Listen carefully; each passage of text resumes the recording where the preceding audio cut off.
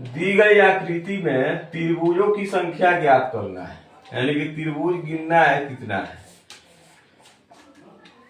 तो अगर किसी आयत में, किसी वर्ग में, स्क्वायर में, रेक्टेंगल में इस तरह से फिगर बना हुआ रहे और त्रिभुज गिनना, तो हम क्या करते हैं, छोटे छोटे त्रिभुज को हम गिन लेते हैं।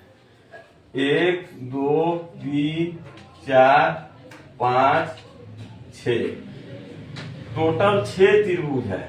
तो इस 6 का हम क्या कर देंगे, डबल कर देंगे। यह हो गया 6 दूनी 12, यानी कि इसमें टोटल त्रिभुज हो गया 12, त्रिभुजों की संख्या हो गई 12।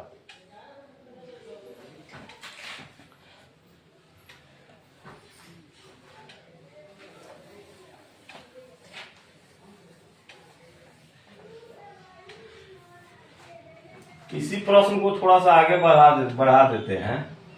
जैसे मान लेते हैं कि यहाँ पे एक आयत हो गया और यहाँ भी एक हो गया।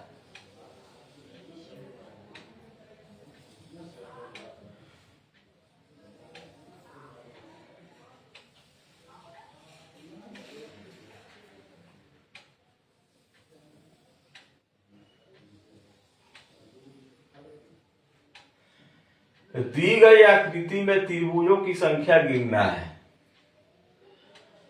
तो हम पहले क्या करेंगे,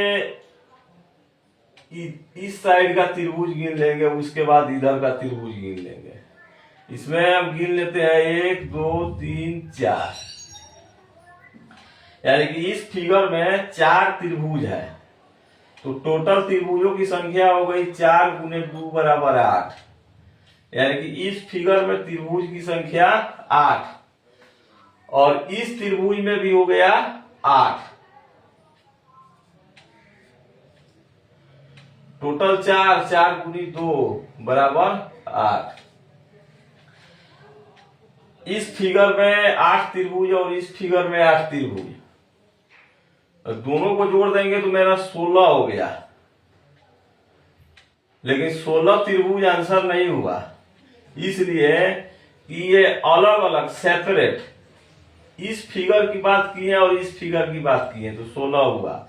इस फिगर में 8, इस फिगर में 8, लेकिन जब दोनों को जोड़ेंगे ना तो यहां भी एक त्रिभुज बढ़ गया। ये एक बड़ा वाला त्रिभुज, ये वाला त्रिभुज ये बढ़ गया और इसके ठीक अपोजिट में एक त्रिभुज और बढ़ गया यहां पे, यानी कि 2 त्रिभुज बढ़ गया।